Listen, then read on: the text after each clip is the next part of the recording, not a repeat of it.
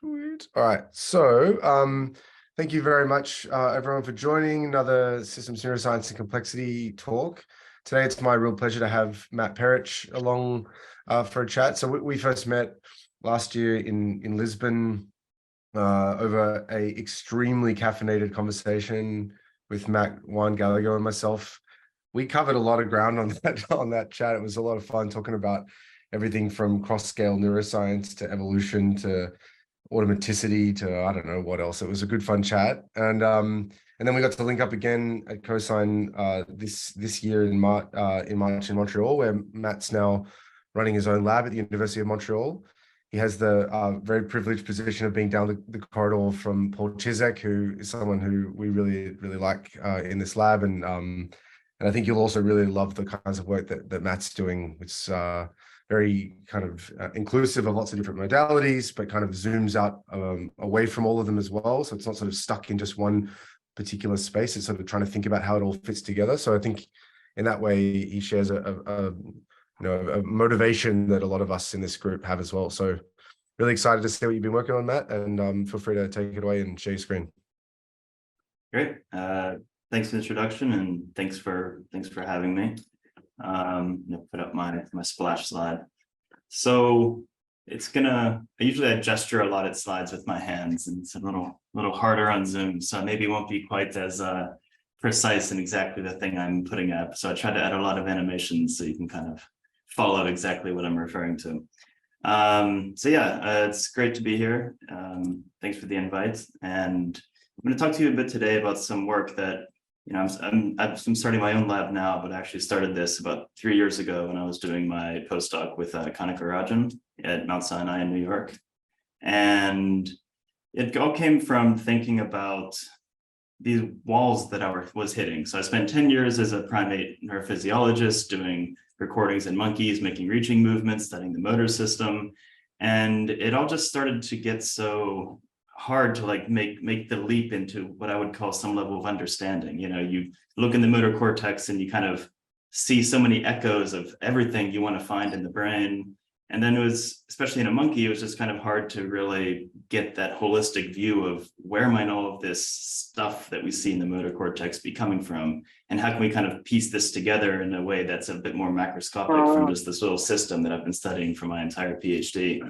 So kind of serendipitously, I met Kanika, and she had a collaboration with Carl Deiseroth at Stanford in larval zebrafish. And I made the leap into a quite new modality and field as a bit of a theorist. And now it's become really a whole research program in my lab that I'm extremely excited about. And I'm going to sort of step you through the first papers from this program right now. So it's all kind of getting to this idea of modularity in the brain at some scale. And a lot of people, I think, are really talking about this now. It's almost becoming into a bit of a cliche, but I still think it's really, really interesting. And it's really, really important to think about. So, if you think about an animal in the environment that's producing some behavior, you can do some incredibly complex things, even with these ever-changing environments with all kind of different stimuli and different unexpected predators, et cetera. And you do this extremely efficiently. So there's something to be said for the types of innovations that the brain, through its evolution, has really sort of found in order to solve these tasks so adeptly and with such low energy expenditure. And modularity is one of the ones that I'm going to focus on in this talk. What do I mean by modularity? It can mean so many things. It's a bit of an open-ended, but just some examples, right? You have kind of repurposing of receptors in different parts of the brain or different cells, different cell types being used for different parts of the brain, different functions. The organization of cortical layers, that seems to be a repetitive motif across parts of the cortex. The cortical column is a computational unit, and if you kind of keep going up this sort of physical scale hierarchy, you might end up in regions like motor cortex, thalamus, basal ganglia, et cetera. So this is kind of the types of modularity I'm thinking about here, is these kind of physically distinct and functionally distinct parts of the brain that seem to have some kind of special function, but again, also kind of work together to produce these behaviors. And in this talk, I'll focus at the largest scale we might think about this, the idea of regions. Obviously, this would be built on sort of the lower scales, and in interesting future work would kind of climb down that ladder. But for now, we're going to keep it sort of at the high level. So a lot of people like to think that the brain might be hierarchically organized, right? You can describe a quote unquote high level function, your decision making, some emotional states and cognition. Low level function like the stretch reflex, when the doctor taps your knee with the little hammer. And this kind of bleeds into so many of the ways we design neuroscience experiments, so much of the way neuroscience is discussed. And here's an example from the rodent whisking system of the types of schematics people like to draw, where you put something like the cortex at the top and something like the effector or the spinal cord at the bottom. And you say there's the motor regions that send down to the effector, and then the sensory regions come back up, and it makes a little bit of a loop. But, abstractions are nice, abstractions are useful, but we all know deep down that this is really more what the system looks like. You can kind of pull out these nodes and you can make this hierarchy. But if you kind of rotate that right plot in any way, it's not like it's obvious that the motor cortex is going to be at the top of this hierarchy, right? It's really more of this circular thing where everything's connected to everything, and it's just really complex to disentangle. So this has become kind of a popular thing to talk about in neuroscience, as I'm sure most of you know. This paper from like Ann Churchland and Carson Stringer and like some other people doing similar work, looking and say, oh, there's visual signals in the motor cortex or motor signals in the visual cortex, and saying everything is everywhere, and just sort of like pointing out that this rich recurrent connectivity kind of almost makes it a necessity that you're going to get these echoes and reverberations of almost everything throughout the brain.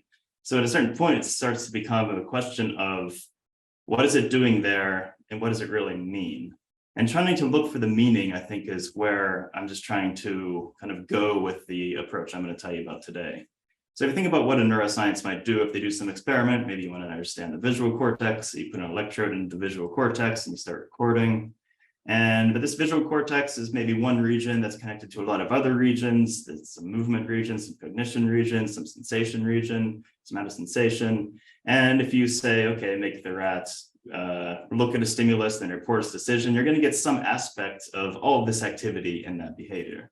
So you want to say, okay, it's doing a few things. It has to see the stimulus, it has to make the decision, it has to make the movement. So if we can just find the region that does each of these things and identify their specialization, all we have to do is learn how these regions communicate, and then we can understand how these regions are driving behaviors. This is like the classic neuroscience understanding pipeline. And of course, full disclosure, I spent 10 years as a physiologist doing exactly this. And I'm not really going to talk about that work, but for the advertisement's sake, I'm going to put up just sort of some papers, studying motor learning in monkeys, looking at coordination between motor and premotor cortex, looking at the stability of recordings over long spans of time using motor, premotor, and somatosensory cortex, looking at the interaction between motor and somatosensory cortex during reaching and grasping. And of course, I'd be happy to talk offline about these papers with anyone who's interested. But it's more to say that this is kind of how I ended up exactly where I am, where after doing all these studies, after studying 2 to 3 regions at a time, and trying to kind of follow this pipeline where if I say, oh, this is the sensory region, this is the motor region, this is how they interact, it just kept feeling like I was hitting a wall, like I couldn't quite make sense of what was actually driving this behavior. So then if we take a step back and say, well, really, what are we doing here? You can think of like, this is the crucial step, right? Like you can find the specializations, you can find the communications, but making that leap to how it drives behavior, it's a bigger leap than it might intuitively seem, right? Because what you're kind of asking for is to say, well, what is this kind of compositional basis? You're trying to say, if we could imagine these modules, these regions as different pieces, we should just be able to put them together in the right way, and then we kind of understand everything. And that's not necessarily has to be true, because these modules, sure, they have specializations, but they can't be kind of ad hoc combined in the way that we might hope with that logic. And if, as an example, if you sort of think about language, where I'm sort of using as an inspiration for some of these ideas, if you have the sentence in English, in the garden, the boy rose to pick the rose, you kind of have this ambiguity, right? Where if you think about the words as some sort of module, in the sentence, you have the word rose appearing twice with completely different meanings. In the first, it's an action. In the second, it's a flower. So without knowing this kind of grammatical structure and this context in which these words or modules are being applied, you actually don't get much meaning from the sequence ROSE of these letters. So then if we take a step back and jump back into neuroscience, if we think about these regions or whatever scale of modularity you really want to think about as modules, it begs the question is, what is the kind of grammar in the brain that's driving this coordination? And more importantly, can we begin to learn what this grammar might be? So if this is a bit abstract, an example that I might revisit at the end of the talk that I like to use is if you think about activity in area MT of a primate. So this is a visual area that is classically shown to be sensitive to motion, visual motion. And if you're let's say a mouse hiding in a bush, and there's some visual motion, or I guess a better thing would be a monkey hiding in a bush, and there's some visual motion, and area MT lights up, and there's a very specific pattern. It actually could be incredibly important to know whether the cause of that motion was a tiger and the monkey is hiding, or whether it's crab and the monkey wants to feed, right? So there's going to be this contextual layer that's going to give any meaning to what that burst of activity that says here's some motion in your visual field might be. So if you want to understand then what MT does, whatever that means to you, you're kind of not really going to be able to do that without knowing what its context is and the behavior that's being produced. At least that's my thesis statement.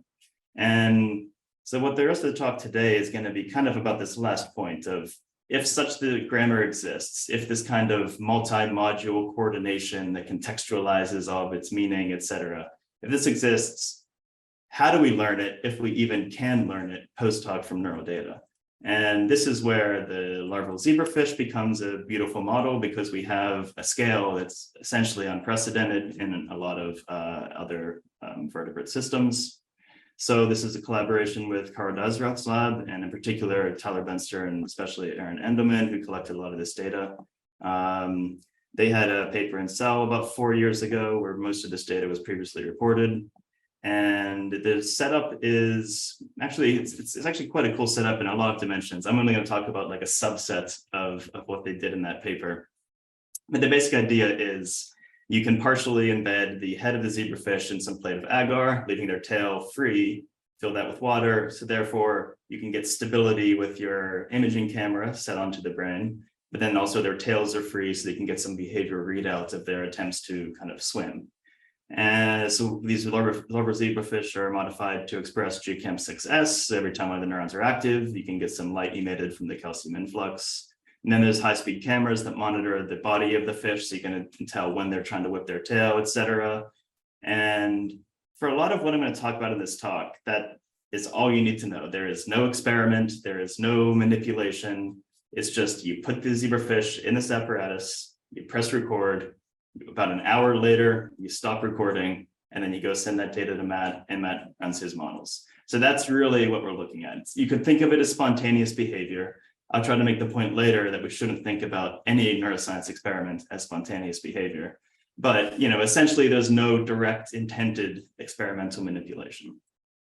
Okay, so one of the nice things about the larval zebrafish is that not only is their skin somewhat translucent when they're babies, they are also very tiny. So you can put, a high resolution camera on top and get a field of view that encompasses essentially all of the brain. So you get maybe 10 to 15% of the neurons, but it covers a huge swath of the possible regions that you might be able to record. So for that reason, we call it whole brain, essentially. So from this, in this little schematic of the zebrafish brain up at the top, I'm going to pull out just a few macroscopic regions, like the telencephalon, this cortex-like structure, the habenula, the thalamus, which is quite known and preserved across a lot of species. And we could go take the neurons that we find with this calcium imaging that correspond to each of these regions and begin to analyze their activity and say, okay, what can we learn about the fish or the fish's brain, the fish's behavior just from these recordings? So what this kind of looks like, here's a kind of a heat map that is normalized by row so that 0 is no activity and 1 is the maximum activity of that cell. And then this is a 48-minute recording of just neurons that we found in the telencephalon. So each row is a different neuron, and then this is its activity over time. And at the bottom, I'm plotting these little dots, which show when the camera captured that the fish attempted to whip its tail. So if I were to show you this data and say this is the telencephalon of a zebrafish whipping its tail, you might say, okay, there's some slow dynamics, maybe some decay of average firing rate over time, but you see some bursts maybe when the fish whips his tail. There's some activity. This is movement-related activity. Okay, but maybe not going to get much more from that. So you say, okay, let's go in the neuroscience toolkit and let's pull out our dimensionality reduction.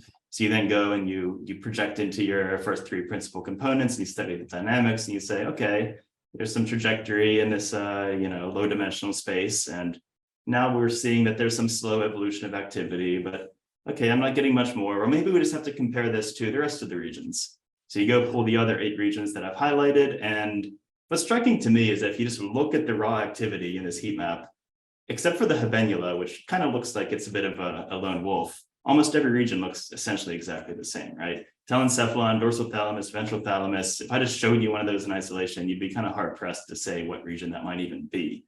But yet, whenever you go into this low dimensional projection, this low dimensional view that summarizes the population dynamics on the right, you actually see some quite interesting differences where telencephalon kind of had that slow meandering curve over this hour-long recording.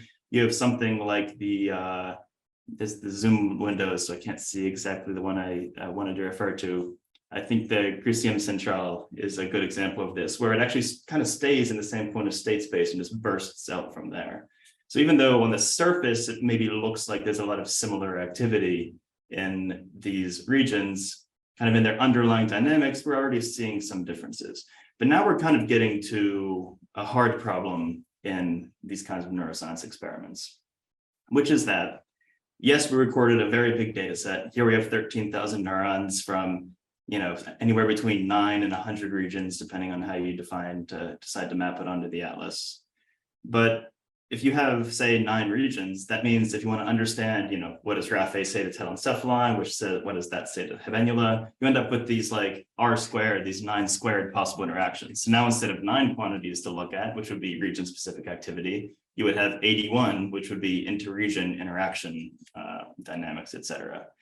And also there's the problem that makes it even harder is that all of these regions based, if we extrapolate from that mouse whisking schematic I showed you before, are essentially hierarchically, not hierarchically connected, they're recurrently connected, and there can be asymmetries in the information. You could project only one direction and not vice versa. And also you can have long range effects through intermediary regions. So like the Raphe nucleus could release serotonin, which could turn on the habenula, which then could activate some neurons in the telencephalon, et cetera. So you can kind of have these multimodal and long range effects. So this is a really hard modeling problem of how do you make sense of this scale of data. So the approach that I developed with Konica, which is currently available as a preprint, despite being 3 years old, this is how academic publishing goes, is something we call current-based decomposition, or CURD. And the idea is inspired by this idea of neural networks. So think about a recurrent neural network in the abstract sense, the mathematical model. You have these different nodes that have some connections, and these connections have some strength or weight. So you can draw this kind of matrix where for every target neuron, you could kind of have a possible pattern of all the other source neurons that might provide its inputs. And then the color of this cartoon would be like the weight of that neuron to the target neuron.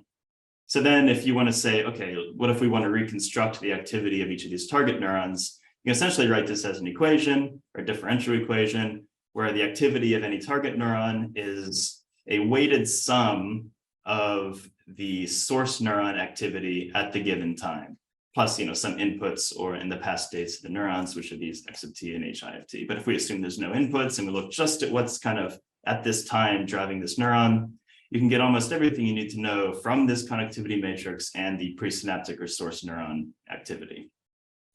And this is kind of what curved or current-based decomposition is based on.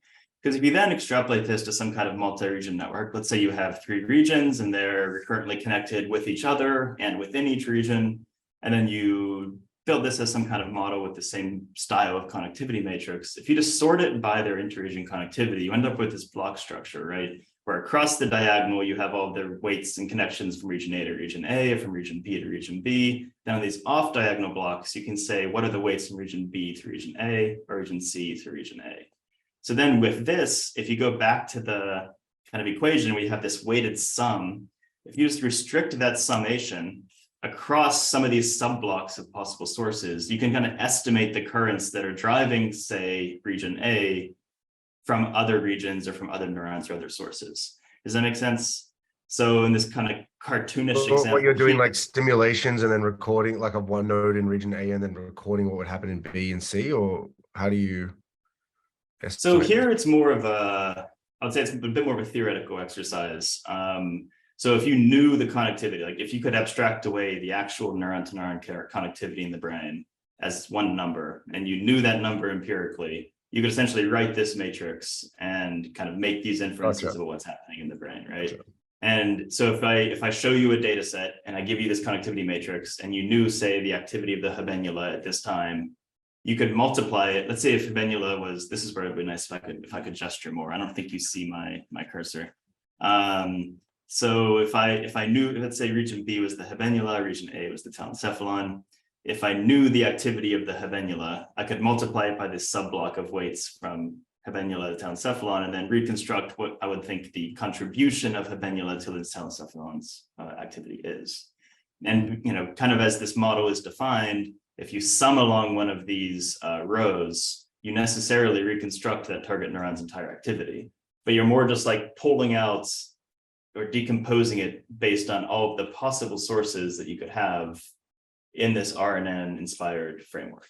Does that kind of make sense? So you're thinking of this as sort of like a set of structural connections between areas with certain weights, but there's obviously state dependent activity that happens in kind of real brains, right? The difference in the let's say information flow from B to A when I'm awake might be very different than when I'm asleep, or when I'm focusing on a task versus just letting my mind wander. So some of these things that we look to see in the sort of that sort of peristimulus time histogram thing you showed before would maybe vary as a function of state, and therefore this model may be good at some times and then bad at others. Exactly. You're jumping a few slides. Oh, sorry. Ahead, which is great, because that's exactly it. So we could think of this as this RNN is essentially a dynamical system, right? You have this differential equation, and you're updating the state of each neuron over time based on its past state plus these new inputs, etc. Now, if just by putting one matrix here with no inputs, I'm essentially saying that yes, this is one state. If this is the awake matrix, it probably won't work when they're asleep, etc.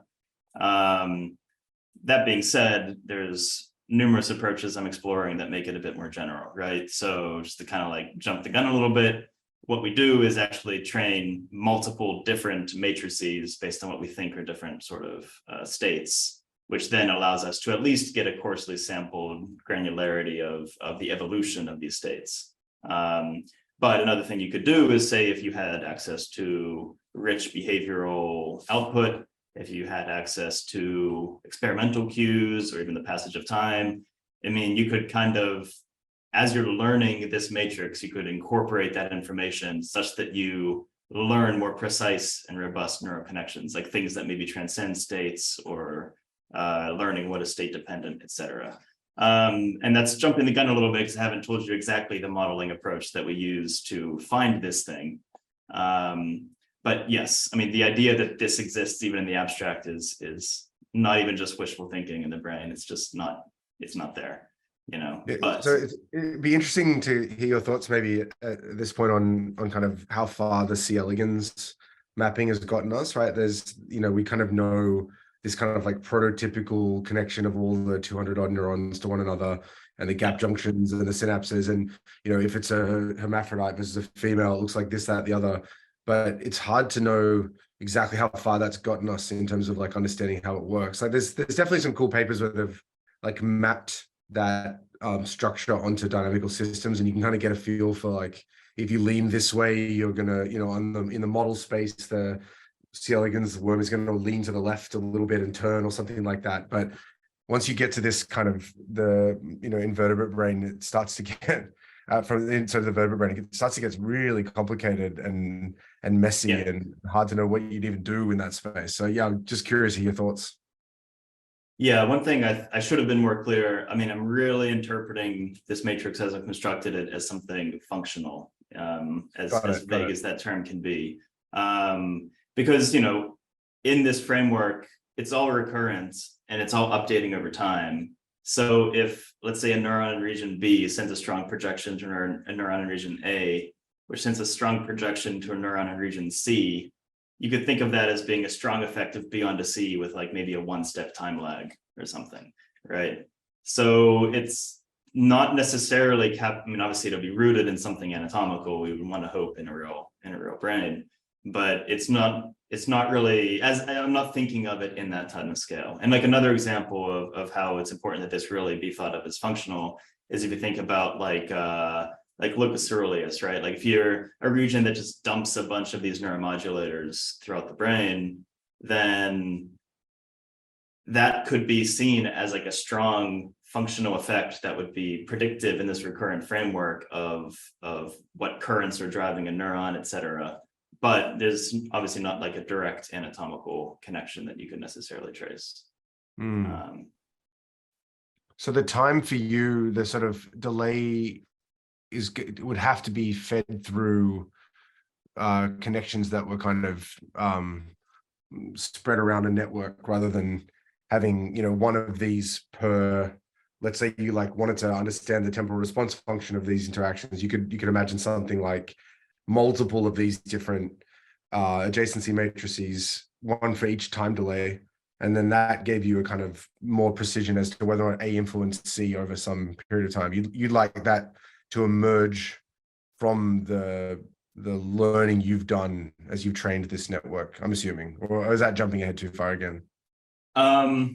So it might help to clarify a few things if I go into the training process for the models we use. Because I think, at least here, I'm trying to learn a matrix that at least for some span of time, assuming static external inputs or drive and no change in state, which of course are big assumptions, that for that span of time, this matrix would apply. So like, it's if there's different lags in terms of like delays or feedback delays or something like this, we would hope that they're learnable in the sense that we could reduce them to a interaction weight, right?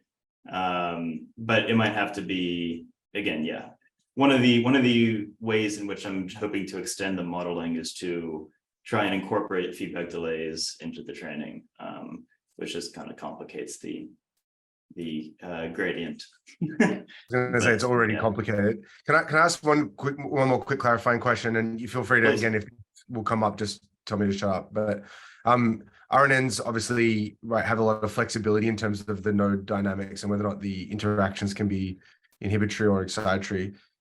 Does sort of Dale's law come up here for you at all, where you think, maybe, certain interactions between different brain regions are going to be constrained? I'm thinking like something like the basal ganglia, right? In the telencephalon has to be inhibitory. It would be silly if there was an excitatory weight between the striatum and the globus pallidus or something, which isn't even realistic. And, whether or not you want to include that in your model, or just, it feels like maybe that's too constraining for what you're aiming to do. But it just occurred to me, I wanted to get your thoughts. At least at this time, at this scale at which I've been modeling, I actually think it's better to not have enforcing something like Dale's law, because we can't rule out long range or multi-synapse connections, right? Like we can't separate excitation from disinhibition at this functional scale. Yeah. Maybe someday, if you like, it's a thought experiment, right? Like let's say I call it the zebrafish whole brain, but we don't get every single neuron. But let's say at like, millisecond resolution, you could get every single neuron.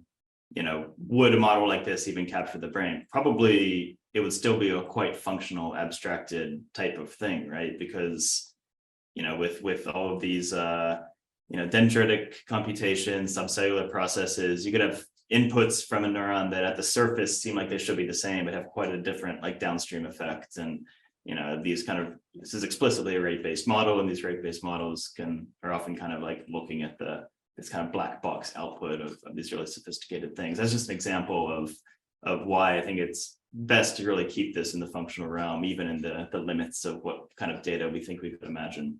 But maybe if I were to imagine some future where this idea is kind of extended to have like biophysical models of the cells or something that's actually much more informative, like maybe you could kind of start to tailor these things where you actually get like more precise neuron to neuron types of interactions. That being said, one of the ideas I have, which you might be interested in terms of like how can you extend this, is what if you know, say, the connectome, and this kind of goes back to your C. elegans question, right? It's like maybe you know the connectome, and that connectome doesn't necessarily predict the function, but maybe that is a prior, right? Like right now, and I'll show you the training in a second, like we think about a randomly initialized matrix, and we kind of like carve the sculpture out of the marble to get to what we think the estimated connectivity is. But let's say you knew the entire connectome, you could just build that in as your initial guess, and then you learn where it doesn't quite explain the data. Maybe that actually gives you a more robust and reproducible solution. So I think it's not necessarily that something like Dale's law, like if you knew this pathway had to be excitatory, if you started everything at an excitatory weight, maybe that actually helps you, right? But because then you have to learn that you should think of this as long range inhibitory or something. But yeah. Cool. Yeah, no, that's really helpful. Thanks. All right, so how do we actually do this? So in cartoon form, this is kind of what we're looking at, right? We have all these regions that record from this larval zebrafish, and then we want to think about essentially building this like in silico model, this just RNN model of the data that we actually record. So this is extremely data-driven process. And the idea is, like I mentioned before, if we knew somehow this abstracted connectivity, like empirically, we could measure it experimentally, then we're done. We can just go do our current-based decomposition as I've laid it up there. But we don't know that, so we have to try to learn it from the data. And the approach is based on recursive least squares. And it's essentially just this iterative algorithm, which I'll just sort of gloss over unless you're really interested in the gritty mathematical details. But the idea is that at each time step, you just compute an error between your RNN activity and your recorded neural data. And I forgot to mention that whenever you instantiate this RNN, you actually make it the same size as your neural data. So if you record 1,000 neurons, you make a 1,000 unit RNN with initially random connectivity, and then at each step compute an error between the activity and then change the weights in this RNN matrix based on the error gradient that you find. And then what it looks like over time is that you eventually converge into these solutions where you actually begin to reconstruct the actual activity. So I'm just going to give you an example from the zebrafish. So here, this is 1,000 trading iterations of this algorithm. The loss, this is 5 different zebrafish, and these are the whole brain recordings. So it's order of 5 to 15,000 neurons for each of the fish. And if you kind of say, okay, it is plateauing in that loss, what does that look like? Here's some single unit fits where the black is the actual calcium transients that we record, and then the red is what the RNN is outputting. So, you know, sure, we miss some peaks because we have some filtering in the RNNs and some like dynamics. But we're doing a pretty good job of reconstructing those single neuron dynamics. If we look across the population, here's about 5,000 neurons taken from one of the fish. On the left is the data, on the right is the RNN. So it's doing a pretty good job. And then you could go do our, dimensionality reduction techniques and say, what if we plot the first 3 PCs of each of these two things? Not a perfect correspondence, but we see actually quite similar dynamics between this RNN and the actual recorded data. And then, it's kind of worth noting that what exactly is the process here? So I mentioned, I wasn't explicit about it in the training, but I mentioned on the last slide that we don't have any inputs to this network as we formulated the problem right now. So it's essentially, we're thinking of this RNN as an autonomous dynamical system, where at time 0, or at the start of the recording, there's some state of neurons, and the recording plays, and the real neuroactivity has some dynamics. We just want that RNN to capture those neural dynamics from that initial state. So all we're doing is giving these RNNs the initial condition of what is the pattern of activity, and then they autonomously produce these dynamics with no additional input. So in a sense, it's a little bit surprising that if you have 13,000 neurons in this whole brain zebrafish data set, that these RNNs actually converge. But they actually do quite well. I mean, the compute time can be pretty high for large data sets, but they're actually really robust, and it's very easy to get them to settle into a solution. So yeah, that's what this kind of looks like in practice. And this is where I'm going to kind of jump back to your first question, Mac, where because this is an autonomous dynamical system where we just have one fixed matrix and we give it an input and it goes. Obviously, if you have some change in underlying state, this breaks down. And you'll see this pretty easily in this data. So what I didn't say is that this is trained on about 6 minutes of these 48 minutes of recordings that we have from these fish. if you were to take a 15-minute chunk, it's not just like, oh, it takes 3 times as long to train. It actually won't find a solution, because at some point in that 15 minutes, there's something that's changing with the fish. Maybe he gets tired, maybe he gets stressed, maybe he gets bored, maybe he swims a lot more, a lot less. And when you'll kind of get this thing where it just can't settle into, like, it can't find the minimum and converge onto a reproducible solution that explains that whole data. So there's a lot of ways where we could conceptualize maybe tackling this problem. We could make the matrices more flexible. We could add like conditionals that would switch the weights, and you could maybe learn how to switch the weights on those conditionals. You could add inputs that you hope capture for unexplained variance, which make the weights generalized for longer periods of time. We do kind of the first pass, as simple as you can make it, approach, which is to say, we think at some time scale, states will change. We don't know exactly when, but we assume it's going to be relatively slow, at least in this paradigm where we're not doing anything to the fish, really. So we just chunk up the data into pieces. Each piece is about 6 minutes long. And then we do this thing that we call chaining, which is to say, we actually think of the experiment as a sequence where you start from random and you train for the first 6 minutes, taking that solution, use it as the initial guess for the next 6 minutes, and then let the algorithm learn how to retrain the matrix for that. And if there's no change in state, that training essentially means that that you just don't change the weights, right? But it turns out that basically every time you go far enough in the future, your generalization kind of falls off and you have to keep relearning. So this is a really, really coarse way of dealing with it, mostly just for convenience and just to keep things simple. But as you'll see, it kind of works, at least for this data set. So what does this look like? Consider doing something like a HMM first to try to identify whether they're kind of like natural states in that really rough HMM sense in the data, and then kind of like use that as a way of blocking it up? I think that's a great idea. It's definitely on the list. If I ever get some industrious master's student who wants to do that as a thesis, I think that would be a great project. And yeah, you know, if you, like you said, if you define like 3 states in the HMM, you kind of just initialize 3 matrices and then train them all based on where you are in the sequence. We talked a bit about whether we wanted to be smarter about this. At least on this paper, because this is the first pass, we kind of decided to keep it simple. And a lot of the reason is to avoid the issue where, you know, if I spend 1 minute in this state and 40 minutes in this state, the 40-minute state is going to be trained 40 times with 40 times more data. So then with this kind of modeling, that becomes a little bit, it requires some thought and some kind of care in terms of how you would compare what the model does in these different conditions. So from that sense, you know, we wanted to just sort of tackle the easy thing first, and then once you're kind of confident that's working, you start extending and dealing with maybe the data disparity, et cetera, which are solvable problems, but they just take that extra layer of thought.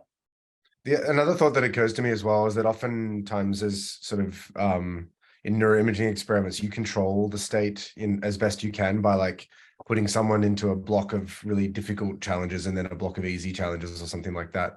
And so you could imagine kind of putting your hands on the data first and saying, okay, I'm pretty sure that someone's doing this now and doing this now, and I'm going to use the RNN to like train up the network to learn the data effectively. And then I can compare those, you know, experimentally afterwards and mess around and do lesion experiments on the RNN or what have you to learn which of those nodes were really crucial for enacting the massive change that I saw in my data or something. So you can imagine like, being a little bit more hands-on, but I think you're right. You want to like stay more flexible with this to start with and then constrain it later. And especially for the data that I'll be showing you, at least the next few slides, I mean, being spontaneous in a sense, like we don't even have a clear experimental manipulation or time point at which we can decide we expect new states, you know, so we don't even get the shortcuts of how to block this thing. And now I'll kind of take a step back and mention, because I didn't before, like, I think that's one of the potentially powerful things about this approach, right? Like so many ways in which we analyze neural data kind of look for statistics across like conditions or across repetitions. You know, you need like kind of like a trial block structure where you can, you know, do this manipulation and look for this effect and then compare this block of trials to that block of trials, et cetera, which of course is a, you know, good way to do hypothesis driven science. But there's a lot of interesting things the brain does that just don't have that structure. I mean, a mouse running through the forest, foraging, and then seeing an owl and running to hide in a hole, and then, sleeping. And it's sequential, and it's really complex. And I mean, it's not well patterned, and there's usually not anything obvious you can pull out because everything's sort of happening simultaneously. So I think that's actually kind of where I started on just developing this method, is like, how do I look at more natural behaviors, and how do we make sense of the scale of data that we want to get? And this is nice because you're kind of, in a sense, leveraging the statistics across neurons at each time point to try and learn what you want to learn from the data. So this just kind of applies really well if you have continuous recordings, if you have free behavior, if you have no trial structure. I mean, it does work for a trial structure, and I'll kind of show you how you get into that later. But yeah, it's quite flexible and extensible. And I'd kind of, for my sake of my train of thought, I had skipped my little cartoon, which I like, which is to say that this process is also extensible, right? Like, yes, and we can talk about how this might apply to like neuroimaging data or EEG. I think it's actually not as direct of a jump as we might hope for a few reasons. Here, I've only applied it so far on single unit data, but it's nice because like I've applied to things where you get single neuron spikes, multi-unit spikes, things where you get calcium dynamics, trio average, pseudo populations. I've applied it to all of these, everything from zebrafish. Actually, I have done C. elegans, I just haven't published it, up to humans. So you kind of you can span like evolutionarily divergent species. You can look for commonalities and differences in these types of interactions. I mean, that's the focus actually of a whole third of my lab. Yeah, so I think I'm quite excited about the general idea of like just modeling the brain as this kind of network, and then just start applying all the tools you have to analyze these networks to infer something about what the brain was doing. Okay, I'd love to hear more of your thoughts on what makes this either extensible or not to human neuroimaging. But if you want to wait till the end as well, if that makes sense, that's fine. We should definitely talk about it. No, I mean, yeah, a lot of people in the group here do human neuroimaging, so I thought it might be relevant for them. Yeah. I opened the door, so we might as well walk through. So I think I haven't tried it. This is my caveat preface, and maybe it just works, and it works as well, and that's certainly possible.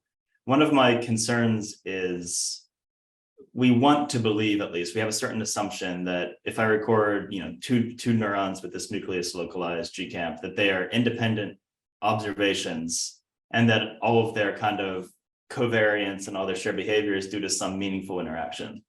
When you get to various neuroimaging approaches, you have these kind of spatial distribution in a way where you would have to do that extra step ahead of time to decide what is the independent nodes. I mean, maybe it's source separation in EEG, and maybe that works really well. Maybe, I just haven't tried it, and like with fMRI, it's like maybe each voxel with the blood flow is maybe not going to be completely independent. So do you model that as each voxel is one RNN unit? That seems like you'd have a little too much redundancy, but I'm not an expert, so please correct me if that's wrong. So maybe then you'd want to think about training it in a slightly different way. Maybe your error is computed in some like lower latent space. I think it requires a bit of extra thought about what the model is going to tell you and how to interpret it. Whereas with single neuron resolution, I make the assumption that these neurons are independent observations and then just run with the data, gotcha. So I think in theory, these types of approaches should work with neuroimaging data sets. I think it would remain to be seen how much further it would get you from all of the rich network literature that's already existent in that field. Yeah, I mean, so one of the things that a couple of things to say. One is that I don't think there are ways to remove the dependence completely. There are ways to like move towards a more independent set of nodes in your imaging data, like start from voxels or vertices in a surface map and move towards relatively independent things. But I think there's no way to kind of like find maximally independent regions because they've all got kind of shared signals in part by being part of the same homeostatic system that's receiving the same blood flow and this, the same body constraining and stuff. There's, in some sense, they kind of like, it's very difficult to pull them apart, but you can do better than just completely blind, I think. So we can talk about that later. Like, for example, there's ways that people parcellate the human cortex where they take, like all the voxels, let's say. They actually do this on a surface because it's a little bit easier mathematically. And they pick a point on the surface and they say, okay, what's its correlation pattern to all the other points? And then they go next door and they say, what's the correlation pattern of that one and then one after, whatever. And they calculate a similarity of those different patterns to one another. And it turns out that there are parts of the surface where you find lots of homogeneity, where they're all the little local areas are really similar to one another. But if you walk just a little bit further along that surface, all of a sudden the patterns start to change quite a lot. And so they'll then draw a little artificial boundary at those locations. And so they go around doing this for every single possible vertex to vertex combination, and then come up with different ways of essentially carving up the surface so that it has it maximizes some error or minimizes some error function of that map.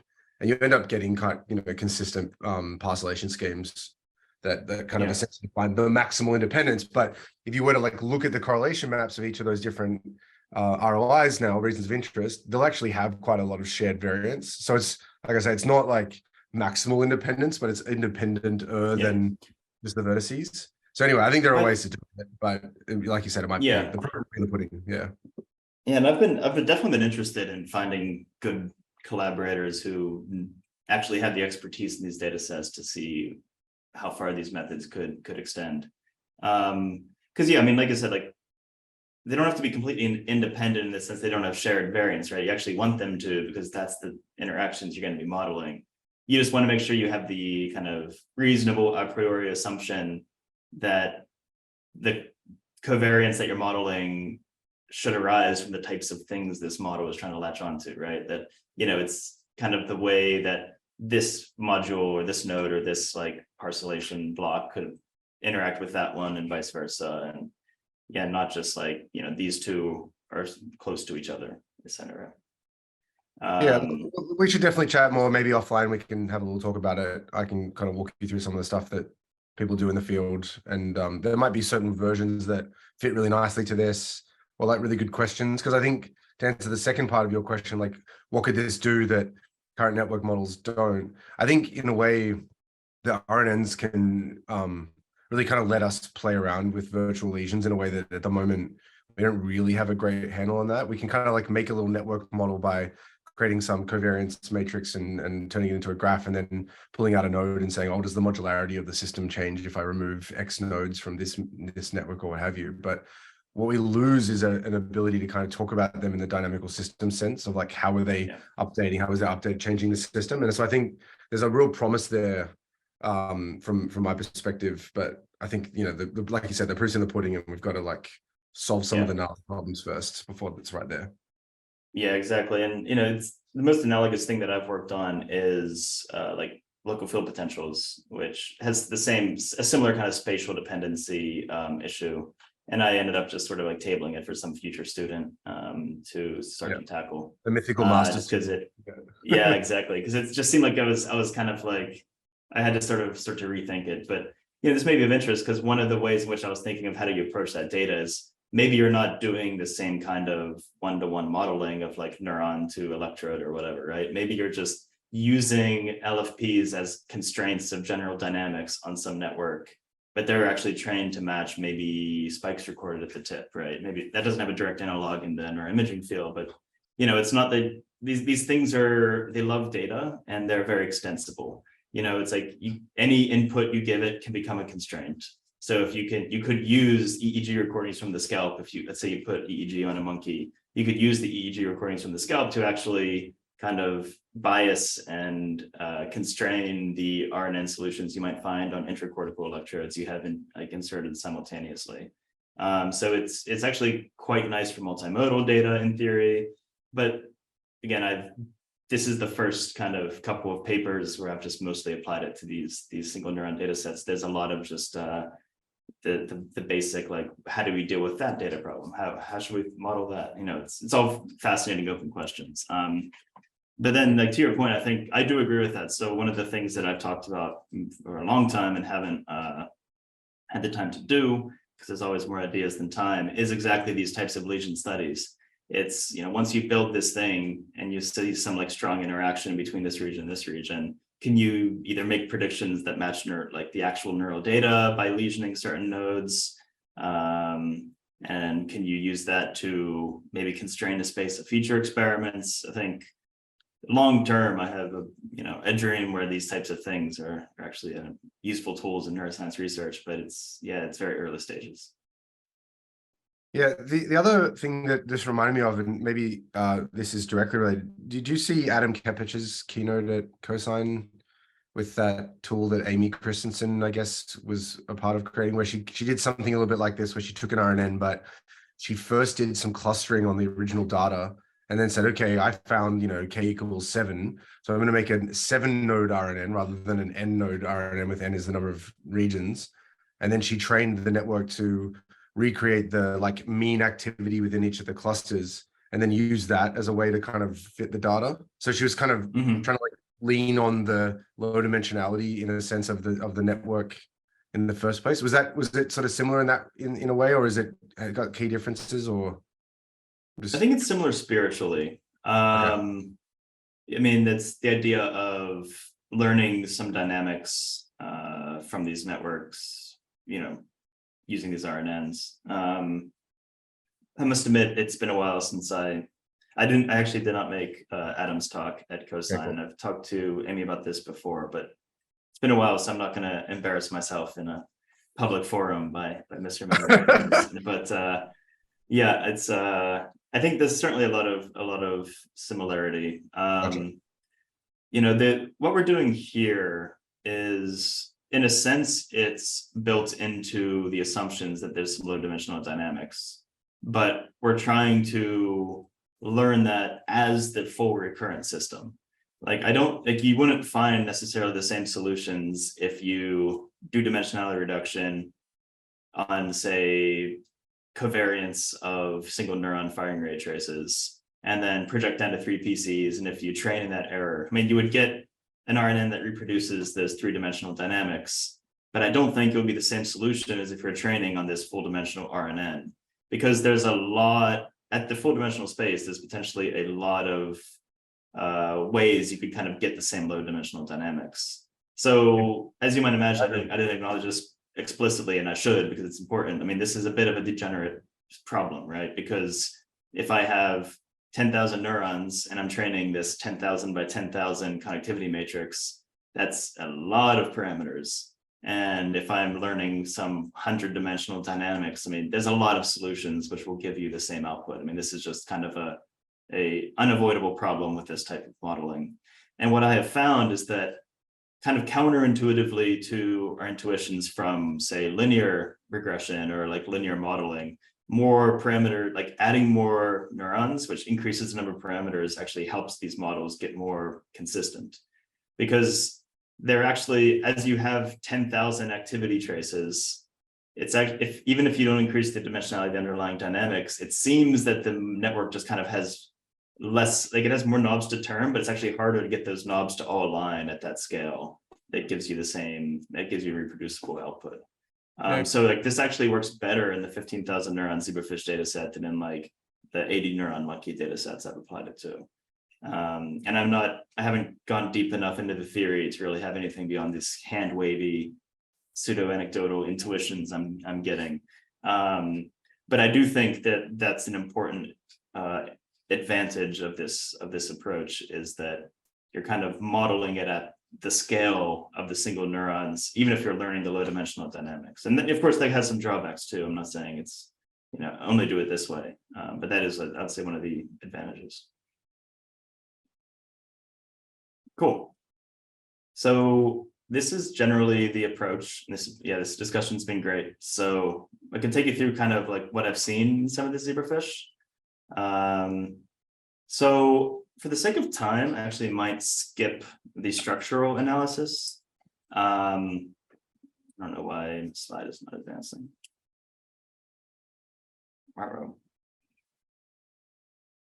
There it is. Okay. So this is basically to show you can analyze, say, the directed interaction matrix. You can actually take the weights themselves and actually look at structural inferences, how the weights change over time, etc. I'm going to gloss over this. It's a thing you can do. But there's a lot of, I think, what's really interesting stuff in the next method, which I call compositional modes. And the idea is that, yes, you have this weight matrix, you can reverse engineer it, but also you have these kind of presynaptic or source activity, and that's providing these currents. So you kind of have like two different interacting values you can get out of these networks. And you have lots and lots of neurons, and you want to try and pull apart other interactions. Maybe you don't want to make assumptions about like regional identity. Maybe you don't know the regional identity. Maybe you don't know the cell type. Maybe you just want to be agnostic. Maybe you do know the cell types and you want to incorporate that. I don't know. Like there's all these ways in which you could try and pull this data apart. So what we want to do is kind of use these models to look for structure in the data from the perspective that's kind of baking in this non-hierarchical recurrently interacting system level. So if we think about our neural data, say these calcium dynamics, which is some n number of neurons over t time points, we fit these RNNs, and then we do our current-based decomposition, and then we have that chaining over time. So we might have multiple different connectivity matrices. At the end of the day, that just gives you some output of possible currents into all of these target neurons. And this just kind of becomes an interesting view, right? Because if you kind of think about what we started with, we had this two-dimensional object that was neurons by time. And now we're modeling this and kind of rewriting it as what are all of the possible sources driving via each neuron that makes up this two-dimensional object. So then you can think about extruding this along some third axis, where instead of neuron activity by time, for each target neuron, you have all of the possible source neurons over time. So now you have this three-dimensional tensor, which if you sum along that source axis, completely reconstructs this original two-dimensional object. But you have this third axis to kind of leverage and get some views into not only what was the activity of each neuron, but what was possibly driving that activity in a meaningful way. And there's been some work recently in neuroscience, but really the general ideas go back many, many decades of tensor decomposition. So much like in the way of principal components analysis, where you might take like this activity matrix, this heat map that you see on the left, and reduce that to a couple principal components. If you can take a similar intuition, you can do tensor decomposition methods, among other things. One way to do it is something that's called canonical polyadic decomposition, where you basically take that tensor and rewrite it as a kind of like product of rank ones, which means that there's one sort of like axis basis tensors. So we can think about these three-dimensional basis objects as a set of weights along the source axis, a set of weights along the target axis, and a set of weights along time. And each of these objects forms a basis for the total source target time object that describes all of the interactions in the data set. So you're kind of getting this really nice, rigid, mathematically speaking, object, because it's not just enough, like in PCA, to have some covariance over time. You're getting a specific pattern of weights that corresponds to a specific pattern of source and target interactions. So it's actually much more specific, and you can actually get much more. You can kind of take what looks like a single axis of covariance in PCA and pull them into two different things, because you could let it vary among these possible sources and target weights. So that's the general pipeline. There's a few issues. One is that if I have 13,000 zebrafish neurons for 5,000 time samples, this 13,000 by 13,000 by 5,000 tensor takes up like 300 gigabytes of memory or something. It's just absurd. And I'm not Google, and I'm not a professional software engineer, so I didn't want to build the pipeline to work, at scale with this tensor decomposition. But luckily, this general pipeline is pretty extensible. So I did a few things to kind of like bring this to the realm of postdoc with a MacBook Pro and what he can do in terms of writing a paper. So one of the things was to just kind of reduce the solution space. If we have like a very low dimensional behavior, the fish is sitting there whipping his tail. I don't like I want to give it like the full kind of every neuron matters space. So what we do is actually train the RNN using every neuron in single neuron resolution. But then when we build this tensor, we say, okay, maybe not every single neuron's current is meaningful. Maybe like on average, we could kind of reduce the dimensionality of these current interactions. So the way I do it so that I'm not completely biased in the tensor, I kind of go back to the full activity before even training the RNN. And I cluster with just k-means based on covariance. And then I go back and add that into the currents. And then you can also do a couple other things. You don't need to do this. One thing you could do is separate by excitatory and inhibitory currents. So for example, you could just take all the positive values of the matrix of this weights that you've estimated and multiply them by the activity. And that's some estimate of what the kind of excitatory weights, like what tends to make the target cell fire more. And then you could think of that as, instead of number of neurons by number of clusters, you could think of it as number of clusters by time. And then you can even add a fourth dimension, which would be a dimension of 2, which is this excitatory versus inhibitory. So now you have this 4D object that's looking at different sources and targets over time and actually separating whether you're an excitatory projection or inhibitory projection for every given neuron. So it's can be quite extensible and powerful. And you can go even further. What if you wanted a 5-dimensional object? I mentioned this was good for spontaneous behavior, unstructured trials, but let's say you had a mouse reaching to pull on a lever, like looking at a visual stimulus, or, a lamprey, like going around a track, and you could track the number of times it went around the track, like whatever your experiment of interest was.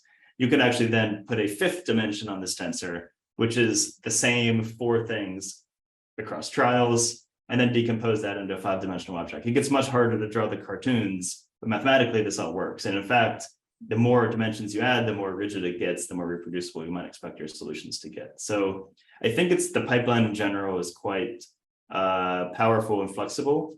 I think that with neural data, which tends to be fairly sparse, I think it's going to take a little bit of innovation on the decomposition side.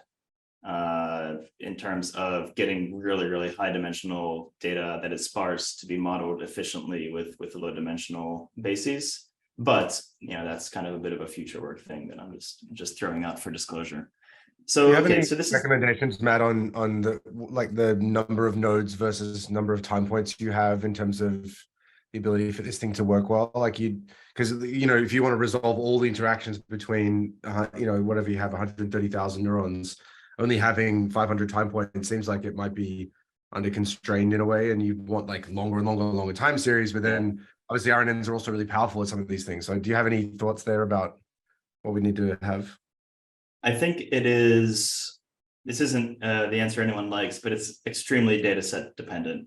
It depends on the resolution of the data you have. It depends on the behavior that you're producing. As an example, in the zebrafish data set I'm presenting here, it was an hour of recordings, and it was kind of calcium, GCAM6S, which, deconvolution can help a little bit, but it tends to be a fairly low temporal precision compared to let's say patch clamp or something, right? So it works really well to just have a few thousand time points sampled every second of this GCAM, because I have an hour and I'm looking at these really, really slow evolutions in brain state and dynamics. If I wanted to study every individual tail whip, I would probably need faster sampling rates. I would maybe need a different amount of data. I mean, it's just kind of dependent on exactly what you're looking at. Yeah, okay. Okay, so this is kind of the pipeline. Now I've run this pipeline on the zebrafish, and what do you get out? So what I do is build these tensors and then do the decomposition. And this is it's an optimization problem because there's these 3 axes. It's not like PCA, we can write an analytical solution. So in the optimization, you have to basically say, how many do you want? How many bases? How many modes, as I call them? So what I'm going to show you next is asking for about 5. Which for about 3,000 or like about 100 clusters, which represented about 5 to 13,000 neurons over about 3,000 time points, asking for these 5 modes usually was enough to get between 75 and 85% of this kind of tensor variance. That's with all 3 axes of the sources and targets as well. So it's actually quite low dimensional in this behavior. And there's a lot of reasons for that, which we could kind of go into as I step through the data. So what does that look like? So each of these 5 modes has 3 sets of weights, essentially. So the source and target weights will be the number of clusters or neurons. And then the time weights would be the number of time points. And you can visualize that as maybe like bars for the weights on the different like sources or targets. And you can visualize that as like a line over time. How do these weights evolve from time point to time point? So you can kind of get this mix of treating the discrete data as continuous versus actually discrete based on whether you think the time points should be linked, et cetera. But this is kind of what these look like. So this is one example fish. I ran this whole pipeline, asked for 5 modes. This is the first mode that popped out. So you get some weights across all the different target clusters. You get some weights across all the different source clusters. And then you get some weights over time. And you kind of see, okay, that time thing looks like it's ramping, just kind of monotonically increasing. It's pretty common in the brain, isn't it? So then you look at a second little mode you get out and you see some pattern of weights and sources. Maybe it looks a bit different. You look at the time. Okay, yeah, this one, it's not ramping. It's very bursty.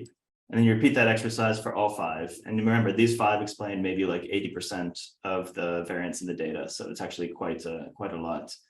Now it's hard to get much more from this. Like you see some structure, like you see that there's like just differences across these modes. It's not quite clear how to make sense of it. So, and one way I'd like to visualize this is to kind of project back into our intuitions about brain regions and space and the spatial distribution of this activity. So each of these clusters that I do the decomposition on, it's made up of a set of neurons. And based on the neurons that are in that cluster, you can kind of project back into the anatomical space of the brain by going back through this number of neuron mapping to each cluster. So this is what I'm showing here is kind of a heat map discretized by the 9 regions I showed you all those slides ago, and with the map shown to the right of each of those regions' contribution to this first mode, the one that was ramping. So you can kind of see that those eyeball-looking things, the habenula, those are very strong contributors. The telencephalon, which is the big region with the most neurons at the top of the brain, so that's also a strong contributor. You get less from, say, the thalamus. So you kind of see some distribution across the brain here. And we can do that same exercise for each of these modes. This is just pause there, Matt, just really quick. So each of the modes has a set of targets and a set of sources, and then you're plotting the mode onto the brain. How do we think about that in terms of the source to target relationship? So in actuality, yeah, so here's maybe a better view. Gotcha. So yeah, I was just showing you just the source one. No, that's fine. The fact that you can do it, no, cool. You can go back. Yeah. Okay, so this one's just representing the sources. So you can kind of see that there's differences across them. I think that one of the issues with this view is that you're taking these 13,000 neurons, putting them into 100 clusters, and then putting that into 9 regions. So you kind of get these winner-take-all biases where like the telencephalon basically lights up in almost all, at least three of these 5 pretty strongly. And that has the most neurons. And if you kind of like really go back and look at the individual neurons, they're actually quite different, say between mode 1 and mode 3. In this view, they look like the telencephalon is the same. So it's just kind of like to put in your head that just because the light patterns here look the same doesn't necessarily mean it's the same actual neurons or same function, because we're looking at a very coarse view of the brain. But I think for the broader point I want to make in the next slides, I think this is enough. Even this really coarse scale is enough. Okay, so we see some differences, and I'm going to zoom in on this ramp-like mode that I mentioned. This was the one that explains the most variance. It's the first one that pops out. And you can kind of just quantify it a little bit and say, okay, it looks like it's monotonically increasing. Can we formalize this? So you just do a correlation with the monotonically increasing line and say, oh, this temporal mode has a R-squared of 0.91 with this line. Now, if you were to sort all of these different modes by their correlation with that line, you would end up with this one being the top ranked, basically, right? This is the most monotonic. Now imagine if I did that for all 5 of the fish. What I ended up finding is without, I'm not hand picking here, I'm just saying which mode most correlated with the line. We find something that looks pretty ramping in all 5 individuals. So here, instead of 5 modes from 1 fish, this is actually 1 mode from 5 fish. And it's the mode that most look like a line on the time axis. And then if we kind of compare the source and target patterns, there's actually quite a lot of preservation across these individuals, right? Like, as you might expect, they all have the telencephalon, but you also have kind of this particular pattern of particular weights in the sources of this habenula. And in particular, the medial habenula, so the one that's more on the half that's more on the inside. So there's a bit of consistency there, which was nice. And, this actually kind of made us start asking a lot more questions. It's like there's no experiment here. Like we're not doing anything to these fish besides putting them in the apparatus and starting the experiment. But it looks like we have some pretty synchronized activity. And it looks like we have some pretty reproducible patterns across the brain. And this is where I now get a little bit manual handpicky. But I was just looking at the 5 modes that I saw here. And then I was looking at other fish, and I kind of started to realize that not only did every fish have a ramping mode, but if I go and just look at the 5 fish, I can pull one out of each that kind of had this more slowly multi-frequency oscillating. And then every fish kind of had this thing that fast decayed. And then every fish kind of, except for one, kind of had this thing that would more slowly decay and ramp. So you kind of have these preserved features and motifs. And, it's kind of, again, with this really coarse view, it's kind of hard to make sense of some of the weights, but you can do a little bit of statistics in terms of like correlating these 2D patterns in space or these 1D patterns in time, and basically show that all of these things within each predefined category are more similar than, random selections from the other categories. So like, it's not just kind of like pure squinting and like cherry picking. It's like there's similarities across these modes, across these fish. And this is particularly surprising to me because I only asked for 5 modes. So like the probability that if you ask for 5 things in 5 different fish with 5 different brains, and you get 4 of them that look pretty similar, I mean, it's telling you you're capturing something. And we, went through all the, back and forth of, wait, this must surely just be an artifact. Like maybe we just did a Fourier decomposition on like the, just the time of the fish activity or something. And this is what you get with some like, basis set, etc. And I'll show you some reasons we think that's not true. But first we'll kind of say, okay, I mentioned that I've asked for 5 modes, I'm plotting 4 here. So what's this 5th mode? Because there's all this activity. And if I just show you that last thing and then show you this, you might say, oh, but these fish don't really look that similar. It's not like all their bursts are synchronized, and it's not like all their activity is the same. Their neurons are different, their behavior is different. So what's accounting for that? And that's essentially this 5th mode, right? So this is from my example fish. It had this kind of bursting 5th mode, which obviously would be quite idiosyncratic. And you can kind of see if you squint, those blue dots at the bottom tend to maybe overlap with periods where this mode is bursting. So maybe this is a tail whipping related mode, etc. So one of the ways in which we try to quantify this and say, okay, all the brain activity you see, just like the raster plot like thing, let's like sum along neurons to get a 1-dimensional trace of just like global brain dynamics. And then you can kind of correlate that with this 5th mode in each fish.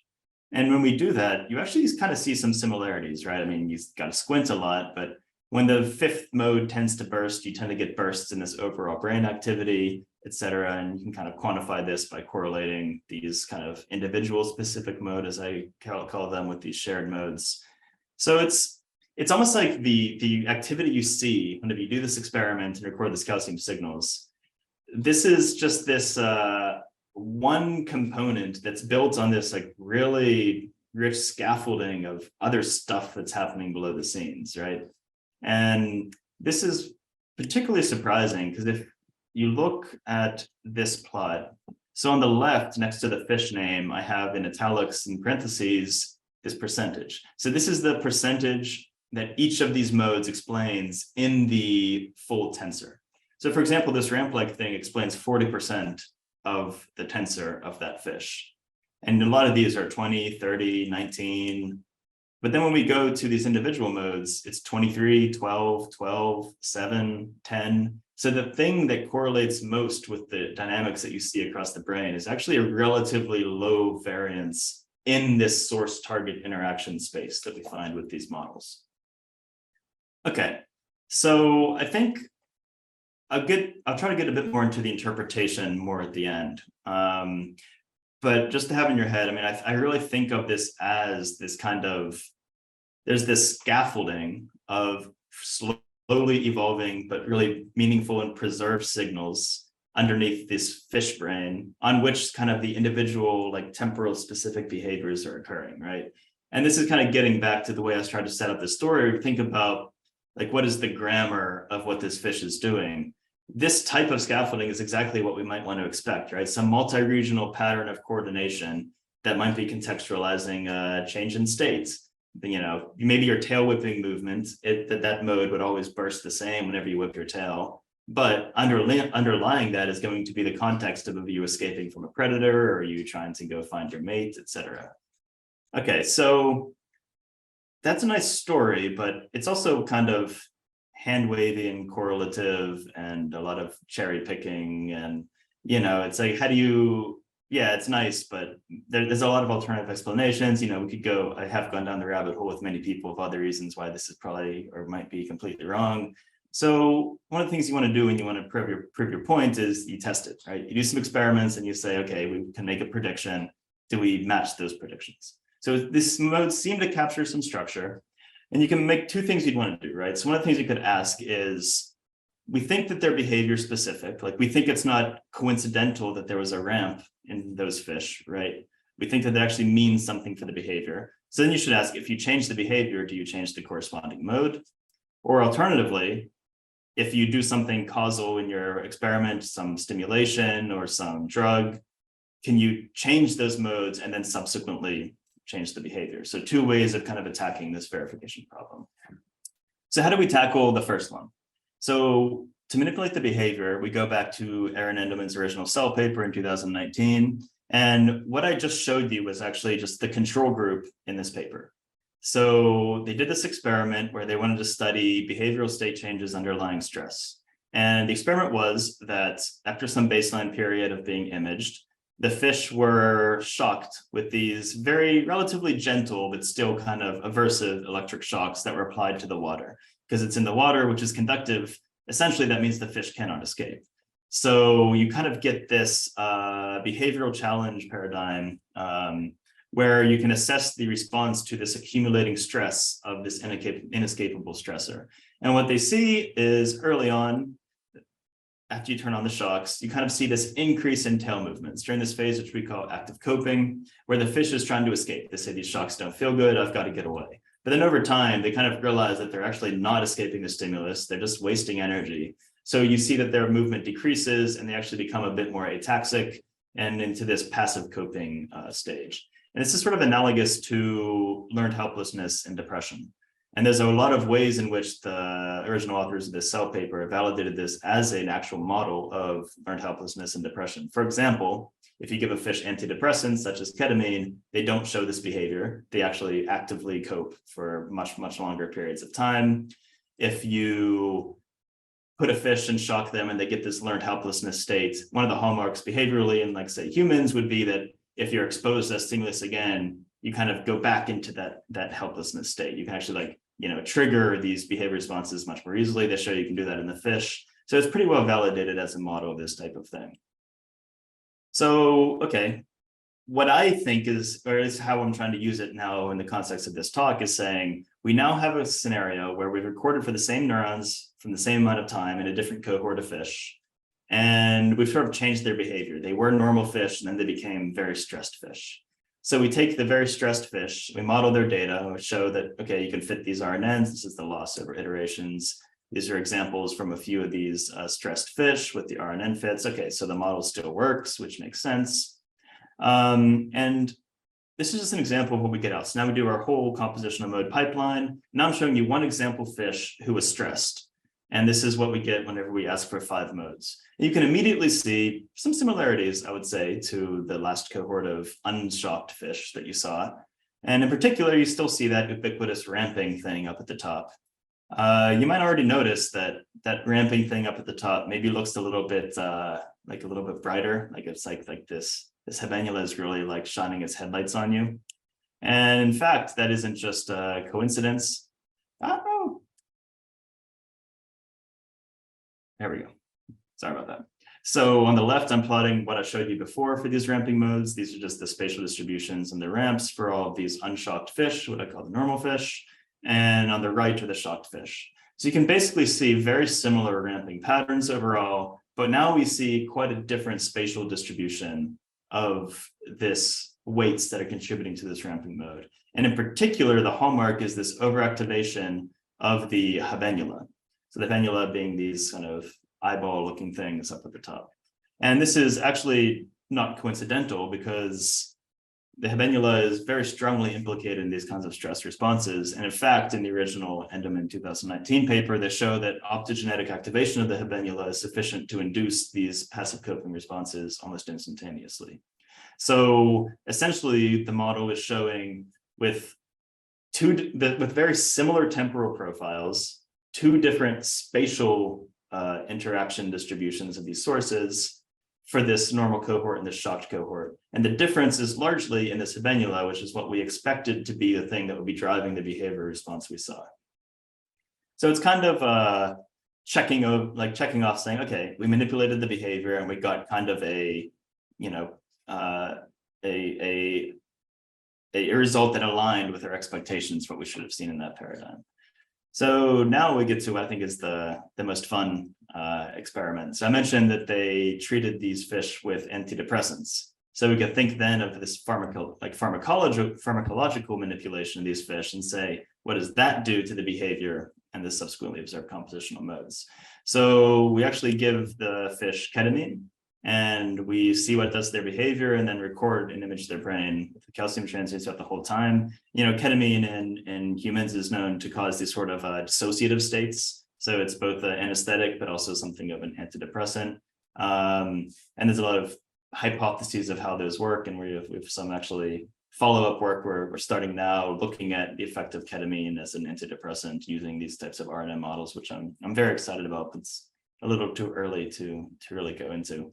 But for now, we're just looking at these zebrafish, and what they saw in the original paper, this is a figure from that Endemann paper, is that compared to the shocked fish, if you look at the change in their tail movement speed, which is our readout of how much they're trying to escape, is that the fish that received ketamine, they stayed in the active coping phase much longer, and they take much longer to actually reduce their movement. So they're kind of resistive to getting into this depression-like state.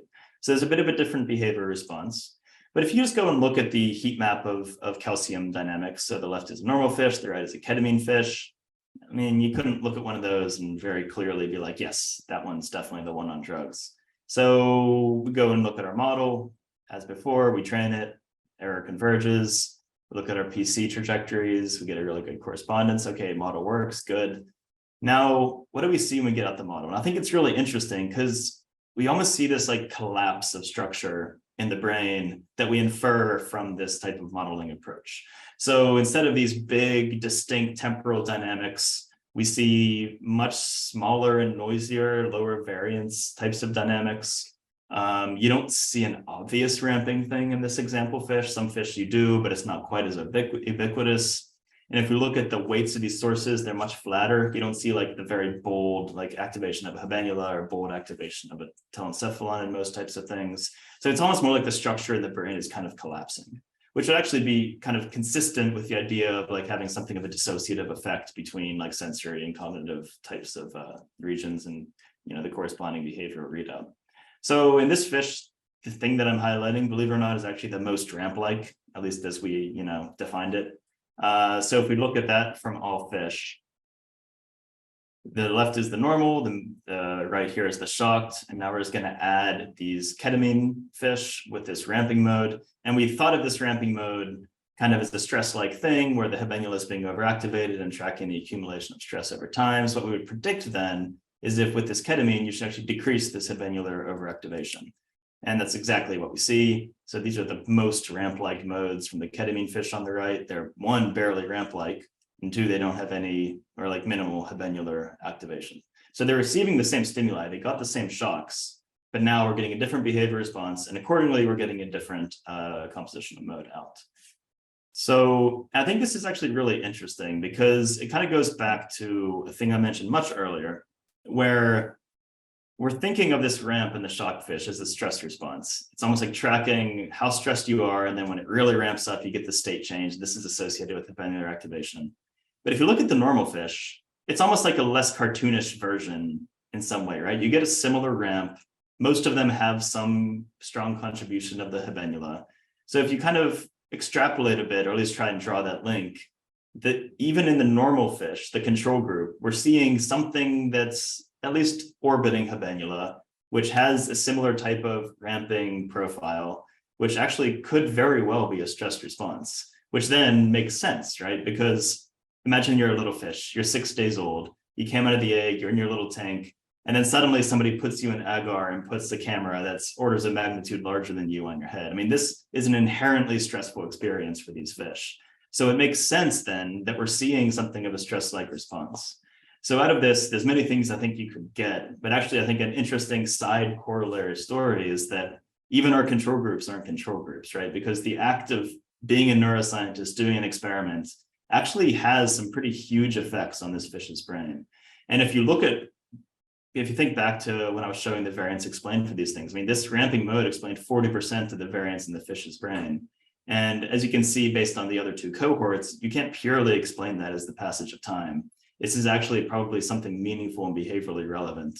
So it's a bit of a cautionary tale in that sense too, where if you're not going in at this scale and looking under the hood with these models, you actually could miss some pretty huge effects that could bias the results you see. And as an example, let's say you're doing a mapping experiment with optogenetics. You can go in and stimulate one neuron by recording calcium, measure its response. You do that for an hour to try and map this whole brain.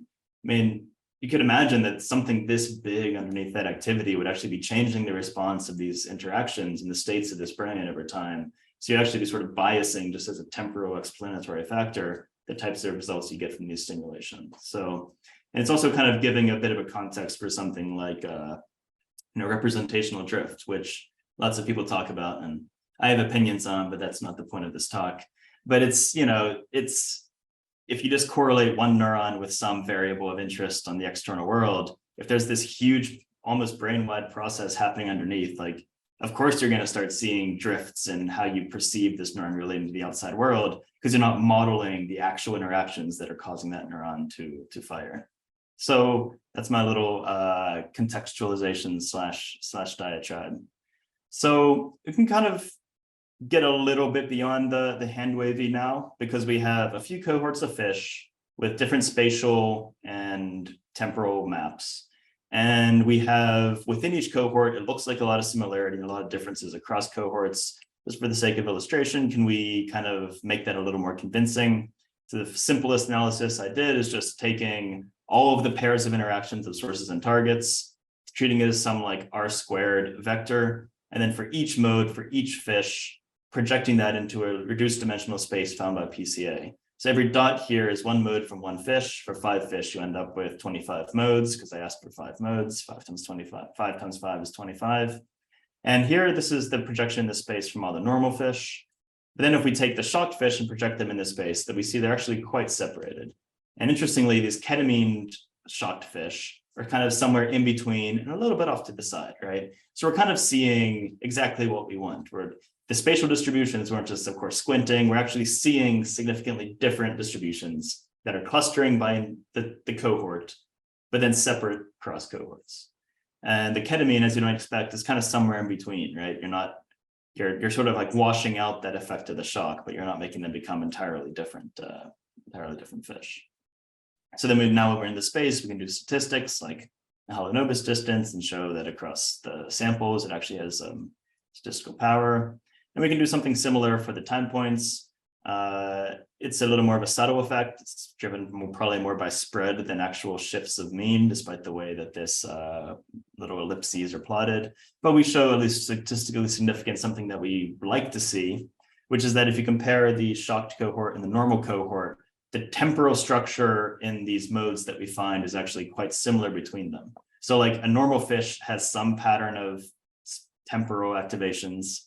A shocked fish, yes, their behavior is different, but they're normal, they're just normal fish that got a stimulus. So you have the same pattern of temporal activations. When you give a fish ketamine, now you're kind of breaking up the way these neurons interact. And you actually get kind of a slightly different distribution of the types of temporal dynamics that you would see in that cohort of fish, which I think is interesting and nice to see.